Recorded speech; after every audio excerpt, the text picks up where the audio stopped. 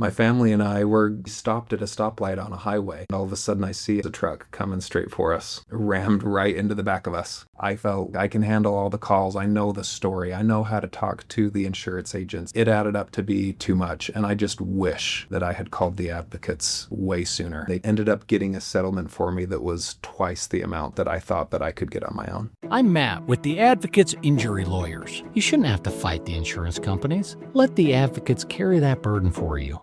If you're a podcast host, listen up, this one's for you. My name is Allie Jackson. I'm the host of Finding Mr. Height, a dating and relationship podcast that I've been doing for 4 years now, sharing my positive and practical approach to dating that's built on my own life experience. And I wanted to share another experience that I've had, my secret behind monetizing my show. It's called Red Circle, and I was just telling my colleague about how much I love their platform. With Red Circle, not only am I getting a seamless hosting experience, but I also love the support I receive in ad sales. It's not just typical ad sales either. It's targeted opportunities based on my show and my life. And the platform is super simple. You just set your preferences and Red Circle matches you with sponsors that align with your show. You can vet every opportunity and their platform gives you great analytics. More recently too, my Red Circle team has brought me opportunities outside of my podcast on social media to really augment the podcast partnerships, bring them full circle. I just can't recommend them enough. If you want to give it a try, go to redcircle.com to get your free trial. That's redcircle.com for a free trial. Get Certified Together program is created by Technocoffee,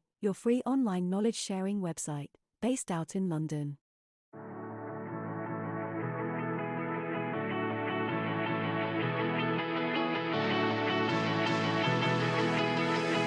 And same goes for business continuity planning. So we are planning for business to continue. Maybe in case of a disaster, or maybe in case suppose your team member leave your organization, then business should still go on, right? You cannot simply stop the business right there itself. Issue with a team member, or when there is issue with your server or application on which you are working on, things should go on as they are. Business continuity simply means your business is always continued. There is no stoppage. There is no halt between the functionality.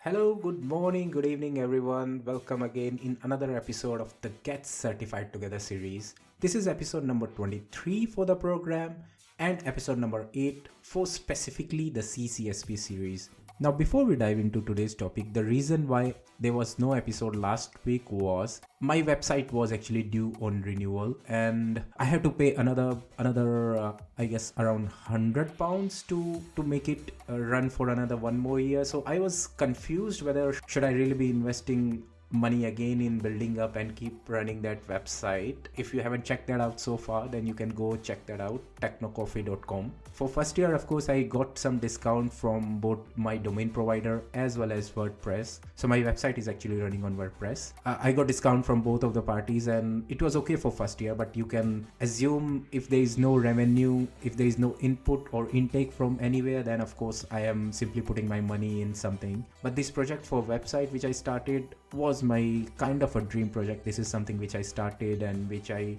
did something for my own for the first time, and I was really not in mood to just scrap everything. Of course, I have put in a lot of efforts to write all the blogs and publicizing a bit among my LinkedIn connections and among my Twitter followers. I was not in mood of removing that website, so I paid it again.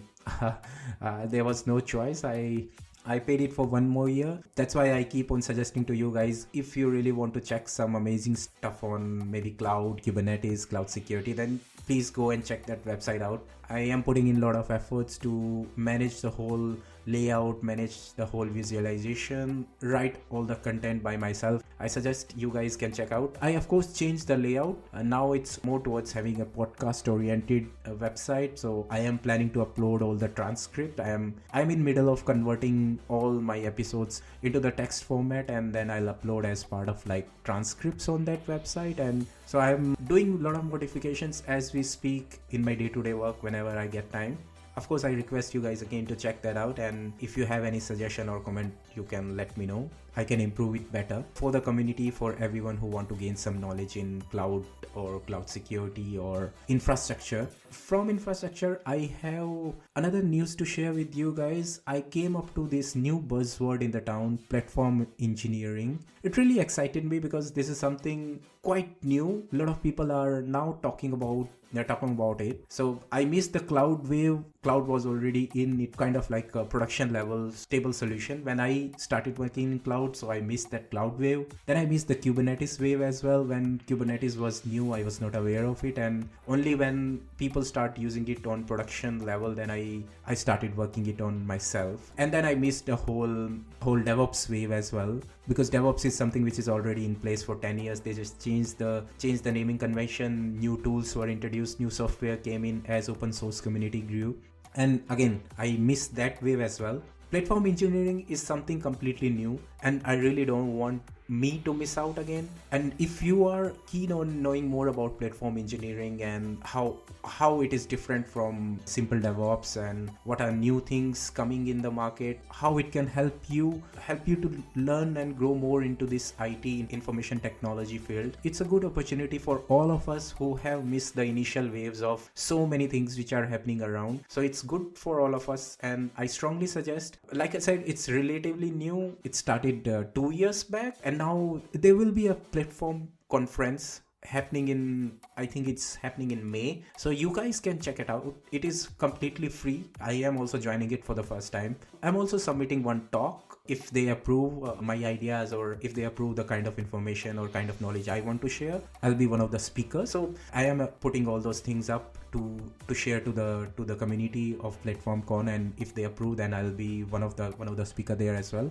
So it's quite exciting, and I wanted to share with you guys because you are my regular listeners. And like I said, if something I'm doing new or something I'm learning new, I am completely open to share with everyone who are listening to this podcast, so that you guys are aware that what trajectory I am going on. And if you really like, or if you want to come with me, then we can go on this whole journey together. Just go and check it out about platform engineering. I am planning to write something about it on my website as well, and of course you can get a lot of information online. Again, it's an open source community. People are looking more towards it. There are some questions as well, whether this is something different to DevOps, or is just a renaming of just a fancy renaming of DevOps. But I feel it's something different, and I'm sure when you guys read more about it, you also will feel that it is not DevOps. It is something more than that, and that's what's fascinating about it. And if you miss the wave of cloud, if you miss the wave of Kubernetes, if you miss the wave of DevOps, then it's a good opportunity for all of us to come on board and work together to grow and learn more about this platform engineering and how does it really work. So that's one thing I wanted to share with you guys. Another thing I wanted to share is finally the ad placement work. I re-looked at my previous episode, and advertisements were completely at the same place where I expected them to be. Finally, I figured that out. So from now onwards, you guys won't be facing similar issues, and I haven't received any comment or any suggestions this week for any of my previous episodes. So it seems like either I am good to go, or either no one is listening. And I know some people are listening because I can see in analytics. I think we are good to go. Whatever we have done, whatever suggestions which I received, I put them in my next episodes, and I made sure that they are not repetitive.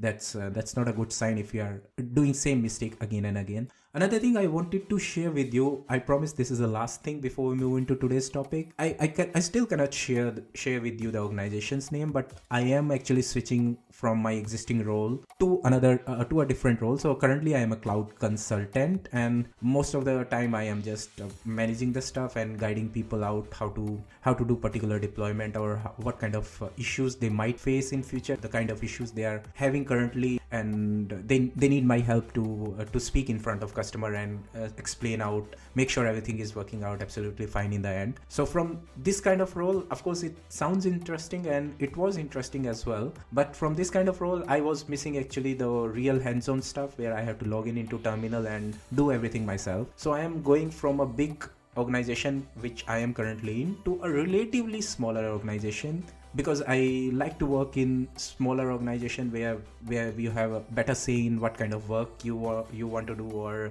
you have better say in the future vision as well. You can suggest anything new which is happening in the market, and that particular thing can help out your existing organization as well. People are open to suggestions, so I really like to work in similar kind of environment. I have worked before as well, and I was missing this, and I am moving is something similar in my next role, and from Feb onwards I will be working there. Of course, I will be based out in United Kingdom only, so my time zone, my household, everything will be same, and there won't be any delay or any unexpected scenario where I have to stop my podcast episode because I am shifting my household. If you recall, I have done it during CompTIA when I was coming from Singapore to UK, but now it won't happen because I am staying in the same place. Only thing is I have to travel all the way from London to Cambridge once or twice a month, so that all depends, and I will share of course with you guys all the information once I be there. I have my first hand experience, how it feels like and what new things I am doing in, and of course I will share everything with you. I'll keep you guys posted in this podcast channel only how things are working out there. Alright, now it's I think good time to dive into today's topic, and before today's topic, this is the advertisement break I was talking about. Let's wait for advertisement to run through, and then after this advertisement we can start our podcast episode. When you buy LG, you get so much more than just an appliance. You get more done, more cost savings, more peace of mind, and more control, because LG appliances are designed to do more. Like washers and dryers with AI tech to take out the guesswork, refrigerators that fit in tight spaces and keep food fresher longer, or ranges with precise induction cooking and easy cleanup built in, all with the style you want and reliability you can count on, so you can get more from your home every day. LG Appliances. So much more. Make life easier with LG. See the latest models and savings now at lg.com.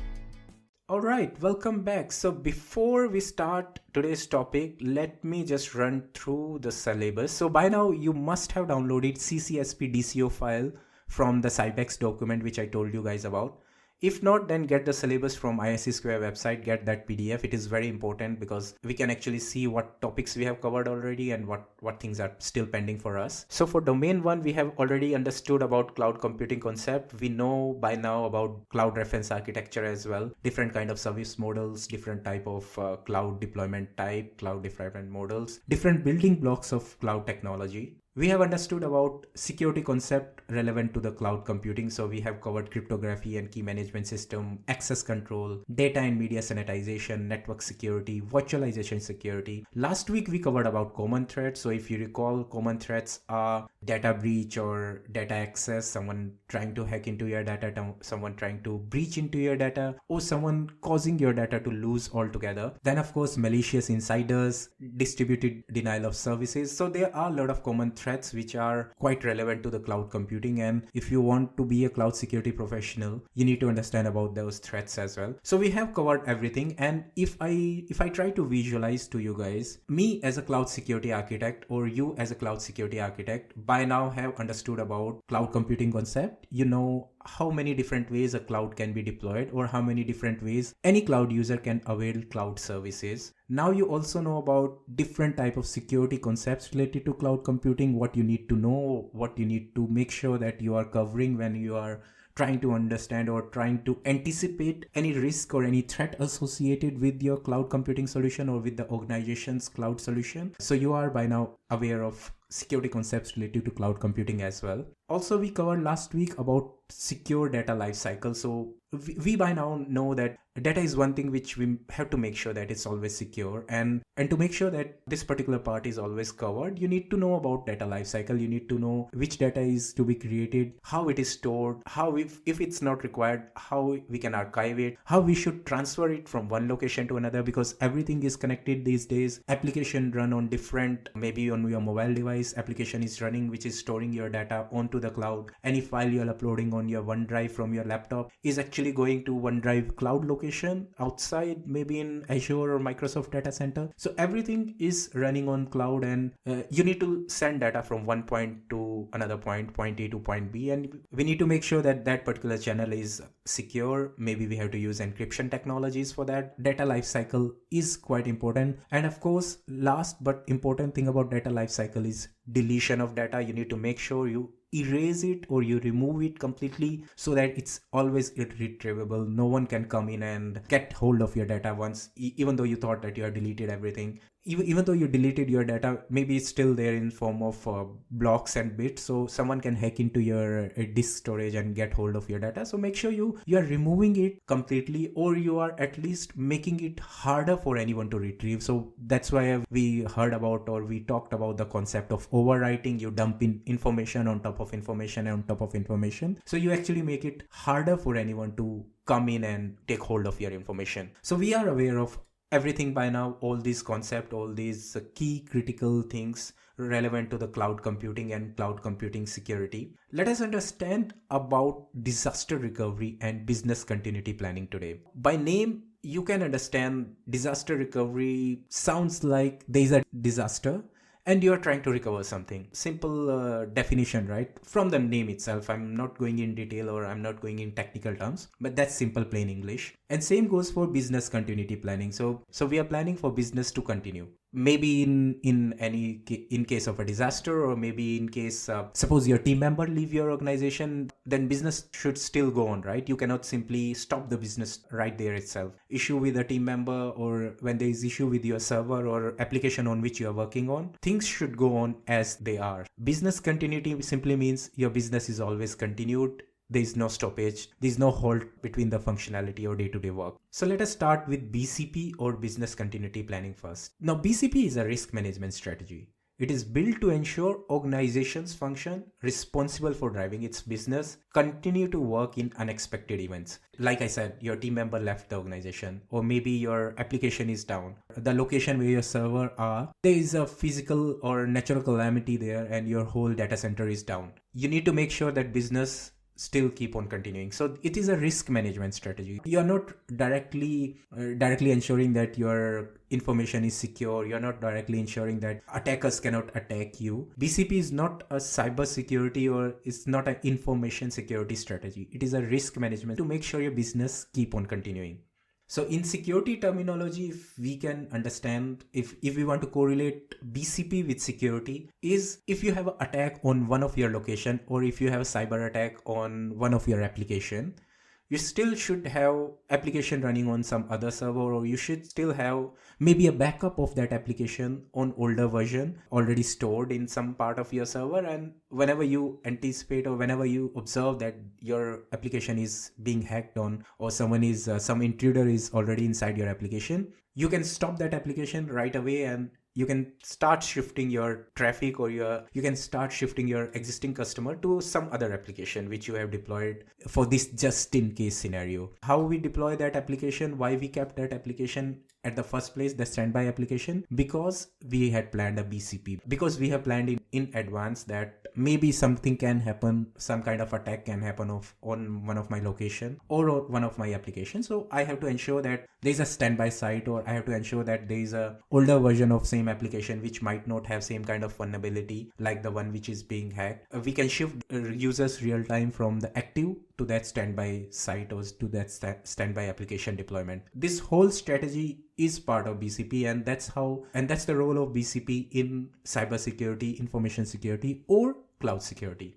Now we have to understand why BCP is important. By now you might have guessed that it is something related to business, and of course business gives you money. Business is giving you the employment, business is giving you jobs. The consumers, the end consumers which are using your business application, or the kind of business which you are providing to the end user, if you are a software based company, if you are even a small coffee shop and you are providing coffee coupons to your end users and customer, and you are ensuring that those coffee coupons coupons, you are keeping track of them on some simple cloud-based application, you have to ensure that that application is always up and running. If something goes wrong with that, you will lose the trust of your customers. They are quite important. Even that 5%, 10% discount is quite important for them. And you need to make sure that you are trustworthy, and you need to make sure that you retain that trust. And that's why BCP, or business continuity planning, is to help that your business is always working, your business is always up and running without any interruption. And that's the core benefit of having BCP at the first place. And often most important requirement is the availability of necessary services and resources, and of course their uptime and their on-demand accessibility. So let's go to the same example of a coffee shop user. What you want is that your customer to come in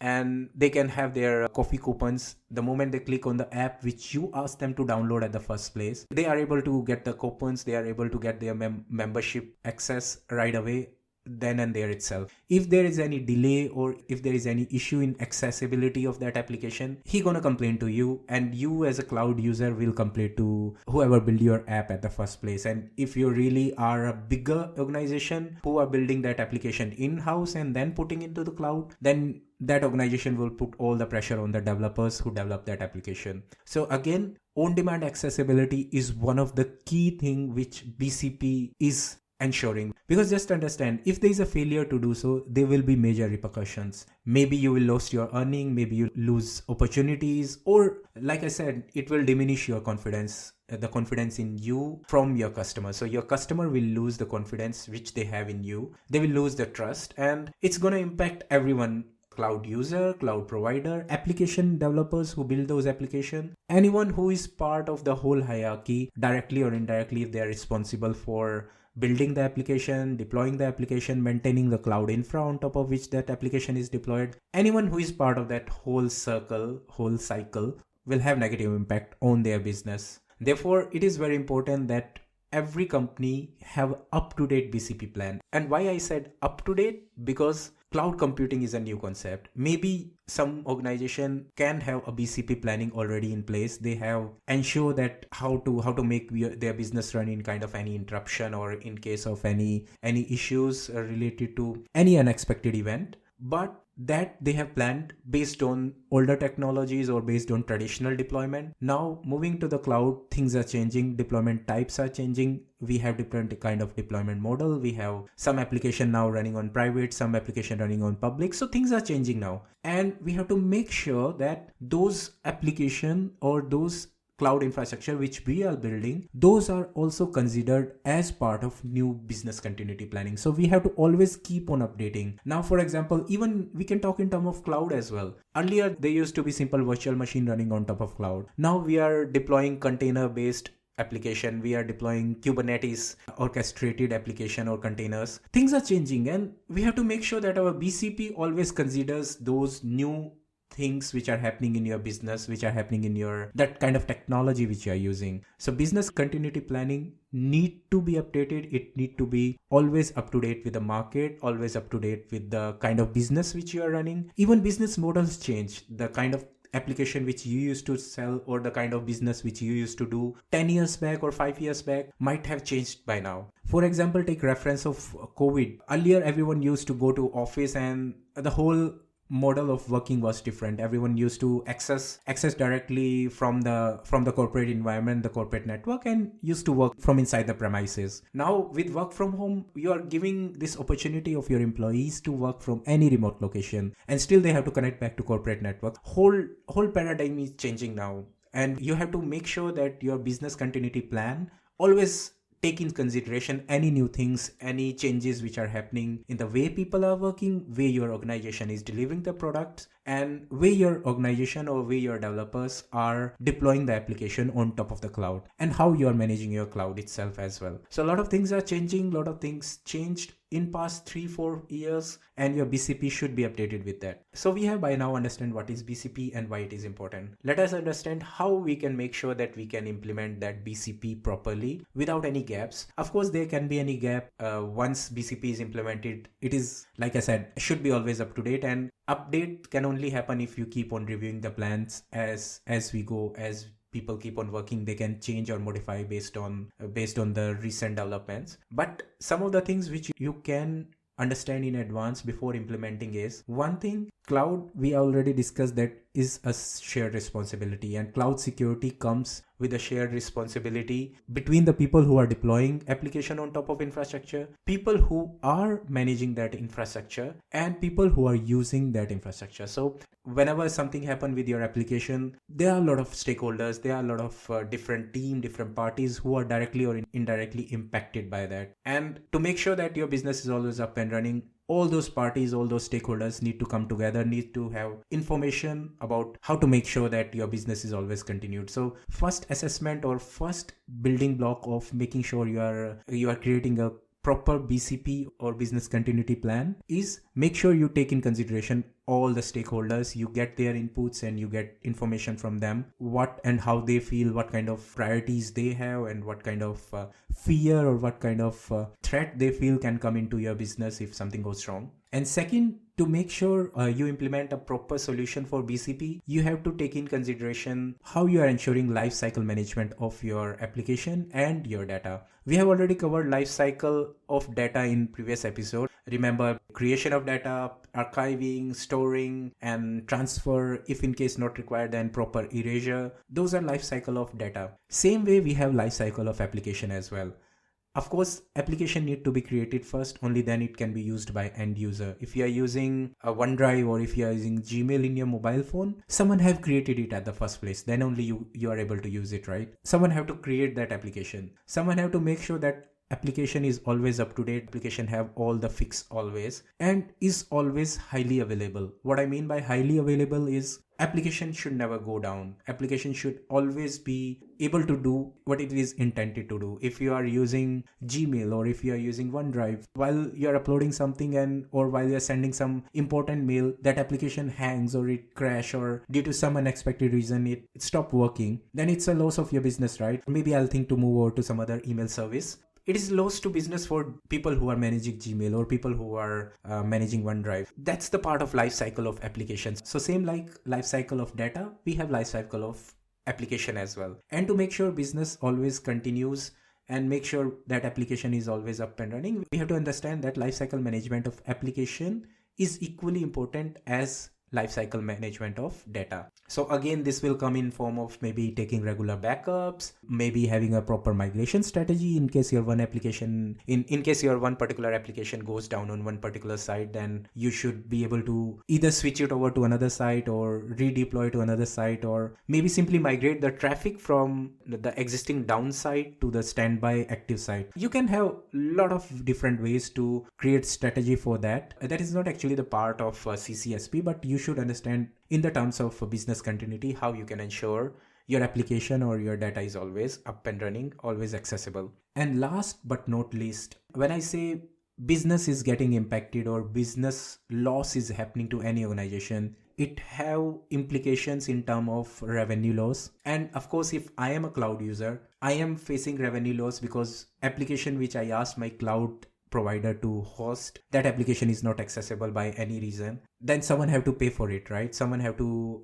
pay for the loss of revenue which I have. And of course, someone have to recover it on time as well. I cannot keep, if my application is down, I cannot just stay put and think, okay, maybe it will be up by another 2 days or 3 days. It doesn't work like it. You have to make sure that there is a proper service level agreement, SLAs defined between different stakeholders. There should be a RTO, RPO. We have already covered RTO, RPO in CompTIA concept. Just a reminder, so you can check there. Someone have to define all these things. So someone have to write them, get them signed between all the stakeholder, all the concerned parties, and then only people will follow. Say for example, a particular application should be coming up in 2 hours as part of agreed SLA, then it should come in 2 hours. And if in 2 hours it's not coming up, then someone have to pay for it. So that is also a part of business continuity plan as well. So BCP covers your end-to-end planning from how to ensure that your application is not down at first place. If it's down, how to make sure it is getting recovered, and if it's still not getting recovered in a particular time period, then who should be penalized for it, or who should be bearing loss for the revenue or loss of the income or profit. Wow, BCP seems like a big topic. I thought BCP is quite small, but there are a lot of things to cover in it. Let us understand about disaster recovery now. While BCP is the strategy to keep business continuity, disaster recovery is framework to recover lost application or data. We have created the plan from business continuity planning, but we have to make sure that if by any chance or due to some unexpected scenario, application goes down or your data is lost, we have to retrieve it, or we have to shift maybe our existing user to a standby site, like I said, from active site to standby site. That all concept of migration or make sure that you recover your lost application is part of disaster recovery. So like I said, in plain English, there is a disaster and you are trying your best to recover from that disaster. So that's disaster recovery. And of course, you have different strategies for that. You can create an active standby site. You can create a hot way of deployment where you have two active sites.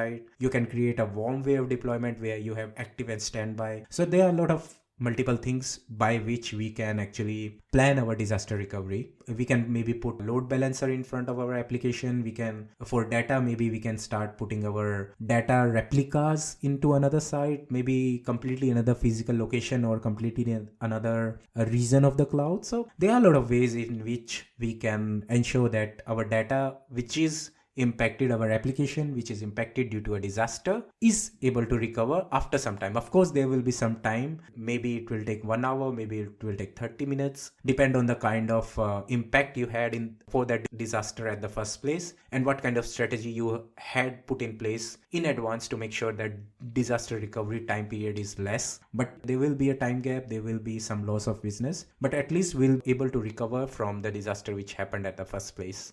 Alright, moving on from disaster recovery and business continuity, let us understand about cost benefits. Now, cloud computing have cost benefit, we know by now, right? One of the primary reasons we went to cloud computing based deployment is to save cost. If you recall, I told you that we can share the workloads, same server can support different applications together, multiple users or multiple tenants can come in and deploy their workloads transparent to each other. So all these are benefits of the cloud, and those cloud benefits are actually in terms of cost, are actually in terms of money which anyone have to put into their solution or put into their deployment at first place. The upfront cost for any organization to deploy anything or any solution from scratch is too much for any organization to be up. Reason why I say it's more critical than ever now because of environmental. You won't find this particular logic anywhere, but why I feel it is more important than ever now is we all know that because of environmental concerns, there are regular questions being raised about running any server on your own premise, because you have to give that server additional cooling. You have to purchase that server at the first place. So you have to build those server. After 4 or 5 years, those servers need to be replaced and will be replaced by a new server, advanced server. All server will be scrapped. And it is quite a big environmental overhead if you think from the perspective of from an environmentalist or simple human means. And it's similar to like everyone having their own car. Why we always receive this kind of guidance that more often you should travel with public transport so that you can share the effect on environment. You, instead of using your own car for everything, try to use public transport. And actually, if you think over it, it's quite similar to what we are having in terms of cloud deployment as well. So if everyone build their own infrastructure, they have to manage it, they have to build the whole cooling system around it, they have to make sure that power is there to keep those server up and running. Instead, if you all share together a common data center, then you're kind of like saving the environmental overhead. You are making sure that you are doing little from your side as well to save the effect on environment. Maybe people have a logic from other side as well. AWS and Azure data centers are getting bigger and bigger now, and they also have an environmental overhead, of course. But we have to find a middle way. Then we cannot means every side have their own pros and cons. What I really want to say is it is more expensive now than ever to deploy and create your own infrastructure or to manage your own infrastructure. Of course, cost is rising. Initial purchase cost is there. You need a team for everything to ensure that someone is there, some engineers are there to build that infrastructure from top to bottom for you guys. So it is a big ask for any organization to build everything on their own, and that's why cost benefit analysis is very important. Now, question might come into your mind, how cost benefit analysis is maybe related to cloud security, why we are studying about cost benefits in cloud security. This is what my logic is. Reason why they put this particular topic into this cloud security documentation or cloud security CCSP exam syllabus is, a cloud security architect should know why the cloud is deployed at the first place and what kind of benefits it is giving at the first place. And cost is one of the key benefit. We all know that. A security architect or security team have big power in their hand. If they tomorrow decide that some server or some particular part of infrastructure or some particular part of network is not secure, is having a risk and should be removed or should not be there at the first place, they can take this up to the higher management.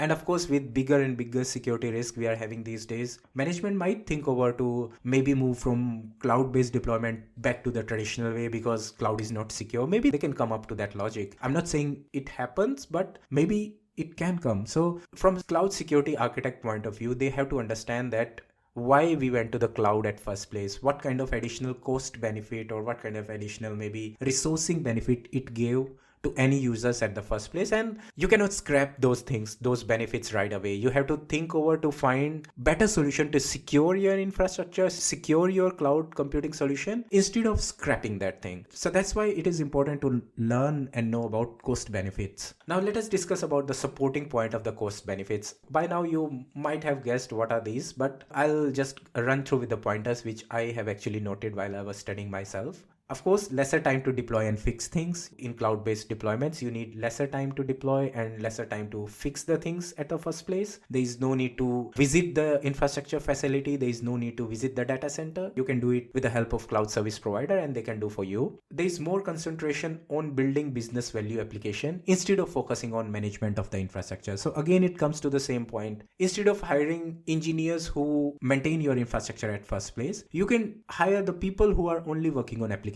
So maybe I am an infra engineer, by the way, and it's against me, but I completely understand. If I'm not required, if I'm not managing anything in-house of an organization, then that organization instead of me will hire someone who know the application and who can build the application which is giving a real revenue to them. They will hire the expert for that particular domain instead of spending money on me or any engineer who is building the infrastructure. So that's one of the advantage or one of the benefit as well. Of course, there is a reduction in capital expenditure. If you don't know capital expenditure, it is the upfront cost which we have to invest to buy anything. Maybe we have to buy server, we have to buy cables, we have to buy network equipments. Those are capital expenditure. And now because you are moving to a cloud-based model, you don't need to buy anything at the first place. You need to only pay as you go. So if you recall that model, pay as you go model, it is connected to this part. So the points which I have covered, it will give you guys a fair idea of cost benefit analysis. And like I said, even though it seems unrelated with cloud security concepts, as a cloud security architect, it seems relevant because you should know at the first place why your company or why the organization for which you are working on is using cloud deployment models. It's not something you can tell them that this particular thing or this particular deployment is not secure, so just scrap it. It cannot work that way. So you need to understand what kind of cost benefit this particular design or this particular cloud service deployment give you. All right, seems like this episode is getting a bit longer, but anyhow, I am doing it after 2 weeks. So let me quickly cover one more topic today before we end this episode. I was giving you a hint about that topic from past 2 episodes. This is about security consideration anyone should take when they are working on a particular cloud service model. So if you recall, there are 3 basic or 3 common cloud service model: software as a service, infra as a service, and platform as a service. Today, I'm only going to cover about infrastructure as a service, and in next week episode, I will cover about platform as a service and software as a service. Why we need to plan our security based on the cloud service model? Because every way of deployment or every way of service have their own challenges. Different challenges in terms of responsibility, in terms of the way things are working. They are unique, and we have to make sure that first we understand what are different cloud service model. We already understood by now. How we can secure based on the type of service model which any organization or which my organization is using. So that's why this particular topic is very important, and it should be very interesting as well, because now if I say we are sort of covering the real cloud services security, and that's why I was quite excited about this particular topic since past 2 episodes, and I really want to cover this one topic today before I end today's episode. So let us start with infrastructure as a service. Infrastructure as a service is most basic form of service model. Most of the ownership stay with the cloud user who is deploying their infrastructure on top of the cloud layer which cloud service provider have provided. Remember, we have discussed about hypervisor, virtualization layer, physical server. All those 3 layers of the stack are still with CSP or cloud service provider. So if you are using AWS, you don't know where AWS physical servers are, what kind of virtualization they are using, what kind of operating system they are using on top of their hardware. You are completely transparent of it. You got one graphical user interface, and on that GUI, you can then start deploying your infrastructure, which is a virtual machine or containers, whatever you want to deploy. And that's part of infrastructure as a service. That whole model is infrastructure as a service. Now, most of the ownership is with you. Reason why I say it is, you are responsible for deploying virtual machines. You are responsible for handling the traffic on the virtual machine, opening the ports on virtual machine, how the networking is working among your virtual machine to the internet, and of course, what kind of operating system is deployed on your virtual machine. On top of that operating system, what kind of application you are running on virtual machine, who is managing the patching of the operating system which you deployed, or the application which your developer installed or deployed on top of the operating system which you created as part of virtual machines. I'm sure it's confusing for anyone who is listening it for the first time. Maybe I'll go a bit slower. So virtual machine, on top of virtual machine, you are installing an operating system, and on top of that operating system, your developers are installing some application. Maybe they are installing web server, they are installing a database, or maybe they are running any application which you can think over. Just think over any application that is actually being run on top of an operating system. So someone had to make sure that all stack from top to bottom till your virtual machine is secure. Someone have to make sure that, right? And that's why infrastructure as a service is most critical, and it have larger surface area to get attacked. And it is very important for any cloud security architect to understand about what are security considerations someone have to understand while they are working on infrastructure as a service. So let's start from the bottom of the stack. Very first security risk comes in IaaS on hypervisor level. Now you might ask, hypervisor level, I just now told you guys that it is something which is managed by CSP. Why you as a cloud user should be concerned about it? Because cloud security is a shared responsibility, and if someone is using infrastructure as a service, cloud security team should be aware that there might be a risk associated with a real hypervisor which is deployed and which your virtual machines are using. So you cannot simply think and stay put like, I have make sure VM is secure, I have make sure that top layer is always secure, then I'm okay with it. Cloud security again is a shared responsibility model, and you need to make sure that CSPs are doing their part. And how you will make sure that CSPs are doing their part? If you ask them about how you are ensuring your hypervisor security, if you know at the first place what kind of risks are associated on the hypervisor level itself. Like I said, it is slightly tougher to go all the way down to this layer and hack into the system, because like it is transparent for you cannot go into AWS system. Of course, it is bit tougher for any attacker or intruder to directly attack hypervisor, because this is something he is also not directly have any interface with, he is also not aware. But there are chances that someone can still go and hack into that hypervisor layer. And just remember, if they are able to hack into this particular hypervisor layer, then implications are larger, because now all the virtual machines deployed on top of hypervisor can be impacted and can be hacked into if you have access to the base layer on top of which VMs are installed. So that's why hypervisor layer is important. Even though if you are coming from a cloud user perspective, it might not concern you directly, but you should be aware of how hypervisors are secured and what kind of security risk are associated with the hypervisor. So some of the things which I can think of is maybe the drivers which are installed on the hypervisor or the physical server are not up to date. Maybe the host operating system which is installed on hypervisor on top of which you are installing your application or your virtual machine, maybe that host operating system itself have some CVEs or some vulnerabilities associated with them. So all these things can actually be can actually be covered as a security risk to your hypervisor, and you should be aware of them. You should know that attack can come from that side as well. If you are a security architect, you have to observe and think from where attacks can come, and hypervisor is one of the way from where attacks can come. So that's why it is important to know about hypervisor based security and how CSPs are ensuring that hypervisor is secure. Other targets for IaaS models include exploiting or attacking virtual networks connecting different virtual machines. Your virtual machines are a virtual infrastructure, but they in turn are connected with each other. They have to communicate, they have to send traffic, they have to send data between one point to another point. And of course, they are connected to internet as well. For maybe if you are running a web application on top of your VM,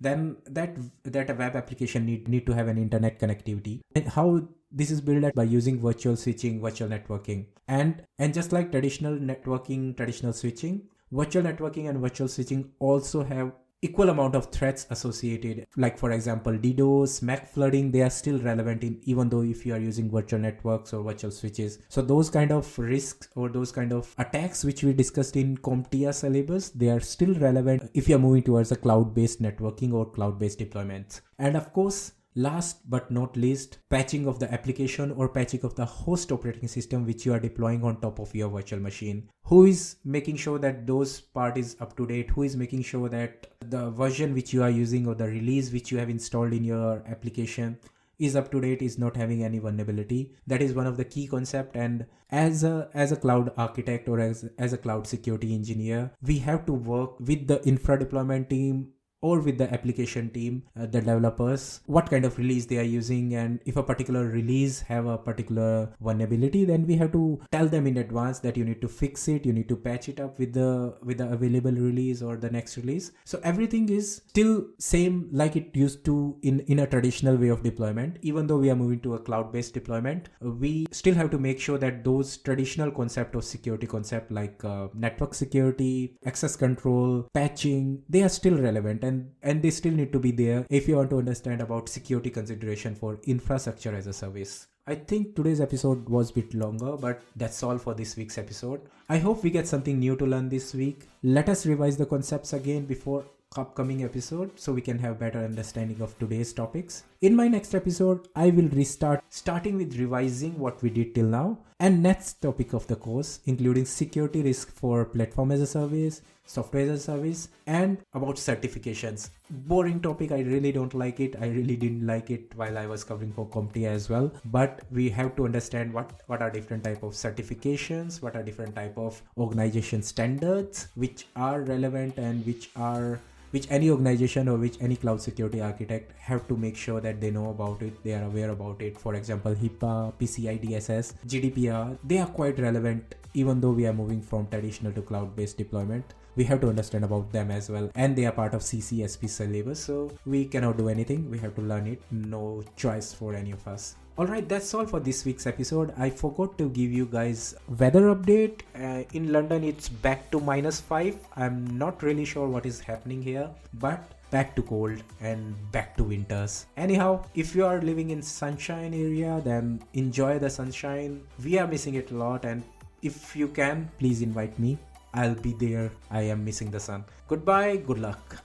Thank you for listening to Get Certified Together. If you loved our content, then please like and subscribe from your favorite podcast platform so you don't miss the notification for our next episodes and announcements.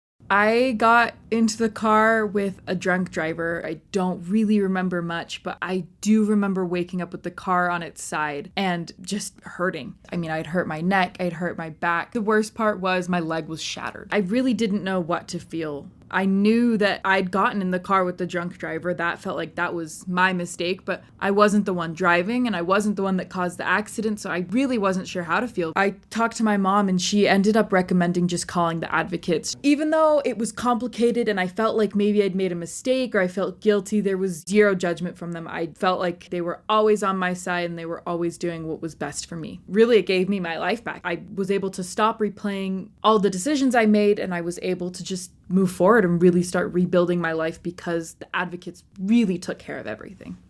I'm Matt with the Advocates Injury Lawyers. If guilt is keeping you from getting help, just call us. We'll represent you and remind you that you deserve justice. If you're a podcast host, listen up, this one's for you. My name is Allie Jackson. I'm the host of Finding Mr. Height, a dating and relationship podcast that I've been doing for 4 years now, sharing my positive and practical approach to dating that's built on my own life experience. And I wanted to share another experience that I've had, my secret behind monetizing my show. It's called Red Circle, and I was just telling my colleague about how much I love their platform. With Red Circle, not only am I getting a seamless hosting experience, but I also love the support I receive in ad sales. It's not just typical ad sales either. It's targeted opportunities based on my show and my life. And the platform is super simple. You just set your preferences and Red Circle matches you with sponsors that align with your show. You can vet every opportunity and their platform gives you great analytics. More recently too, my Red Circle team has brought me opportunities outside of my podcast on social media to really augment the podcast partnerships, bring them full circle. I just can't recommend them enough. If you want to give it a try, go to redcircle.com to get your free trial. That's redcircle.com for a free trial.